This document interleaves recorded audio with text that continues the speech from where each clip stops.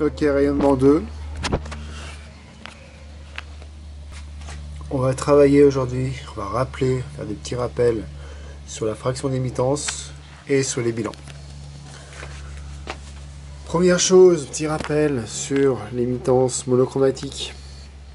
On a ici en rouge la courbe par exemple de l'émittance monochromatique en fonction de lambda du soleil, mettons, un corps assez chaud, avec un maximum qui correspond à une longueur d'onde assez courte. Pour la Terre ou pour vous, vous avez ici une longueur d'onde plus grande qui correspond au maximum émis. L'air sous la courbe. L'air sous la courbe vaut sigma T4. Le maximum des émittances monochromatiques est donné par la loi de Wien, lambda mt environ 3000 micromètres par Kelvin, de 1900 et quelques. Troisième point, 95% de l'énergie, compris entre 0,5 lambda m et 5 lambda m. Ok, mais si on veut avoir l'énergie ou la puissance émise en dessous d'une certaine longueur d'onde. Pourquoi?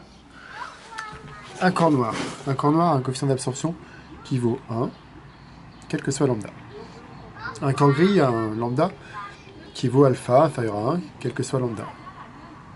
Mais un corps réel a un coefficient d'absorption qui va être différent selon les lambdas. Par exemple, pour le verre, dans un exo, on avait pris une fréquence de coupure, un alpha qui vaut 0 en dessous de lambda, donc pas d'absorption pour la lumière visible par exemple, et une absorption pour l'infrarouge lointain. Donc il est intéressant de savoir, de connaître le pourcentage d'énergie qu'il y a en dessous d'une certaine longueur d'onde. Ce pourcentage est donné par la fraction d'émittance, F0 lambda CT, donc lambda C c'est la fréquence de coupure, et T c'est la température. Donc ici je l'ai noté T1, je pourrais noter T ici pour être cohérent, ou laisser T1 et mettre T1 ici. La fraction d'émittance, c'est quoi? Et bien, la puissance émise en dessous de lambda coupure, c'est le flux, est égal à la surface, fois la fraction d'émittance, ce terme-là, fois l'émittance totale. Donc on a bien une fraction d'émittance. La puissance émise au-dessus de lambda C, c'est complémentaire de la fraction d'émittance, 1 moins F0, etc., fois S, fois sigma T4. Comment on trouve le facteur F? Le facteur F se trouve dans la table des fractions d'émittance. Une table où on trouve lambda mt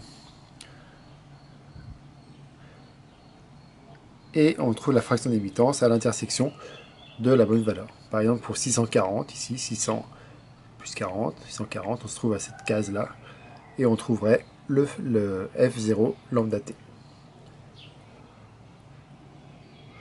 Alors je reviens sur la densité de flux émise. Densité de flux émise, pour un corps noir, elle suit la courbe du rayonnement du corps noir.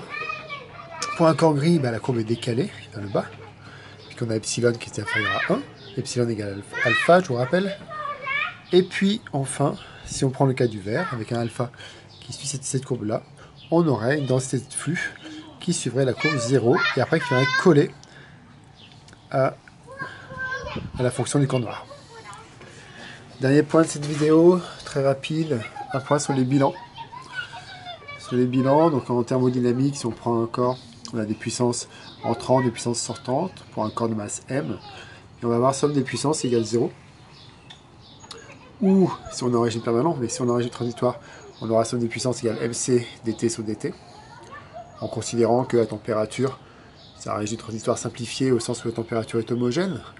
Dans l'équation locale de la chaleur, on avait bien pris, rho c dt sur dt, parce qu'on était sur un petit point localisé, considérant que la température est homogène pour un petit élément de volume, de masse. Alors, il faut définir à ce moment-là le flux net. Le flux net par rayonnement ou le flux net radiatif, c'est la différence entre le flux émis par rayonnement et le flux absorbé par rayonnement, pour une surface considérée ou pour un corps considéré. Alors, pour une surface, par exemple ici, je prends un exemple simple, une surface S à température T va émettre et va recevoir un éclairement E. On va donc avoir le flux émis S epsilon sigma T4 et le flux absorbé SE. Voilà ce qu'on appelle le flux net. À noter que si on n'a que deux corps qui interagissent, et ben on a le flux net du corps numéro 1 qui est égal au flux échangé entre le corps 1 et 2. Si on a plusieurs corps, le flux net du corps 1 est égal à la somme des flux échangés avec les différents corps. On l'a vu en exo qu'en régime permanent, on pouvait écrire, on l'a travaillé avec cette méthode, P gagné moins P perdu. P gagné, c'est par exemple un effet Joule, une résistance chauffante, ou alors un fluide qui passe dans un échangeur. Ça peut être aussi de la convection ou de la conduction. Et la puissance perdue par notre système, c'est notre flux net par rayonnement. Mais aussi, ça peut être un flux perdu par conduction ou convection. Donc, cette formule-là, à utiliser, puis après réfléchir, qu'est-ce qui est gagné par la surface, qu'est-ce qui est perdu, si on a connaissance des températures, bien sûr. Si on ne connaît pas l'écart de température entre le système et l'extérieur, on ne sait pas ce qui est gagné, ce qui est perdu. À ce moment-là, il faut travailler en valeur algébrique. Valeur algébrique, ça veut dire somme des puissances égale 0. Et on choisit qu'on compte positif les puissances qui arrivent et négatif les puissances qui partent. Par exemple ici, on voit pas très bien, ici on a le flux, voilà un petit système ici, avec une résistance chauffante, éventuellement de la conduction ici, la convection au-dessus et un flux net par rayonnement. On pourra écrire que puissance gagnée moins puissance perdue égale 0 si on est en régime permanent. Et on pourra écrire que ce qui est gagné c'est RI carré, la puissance par effet Joule ici.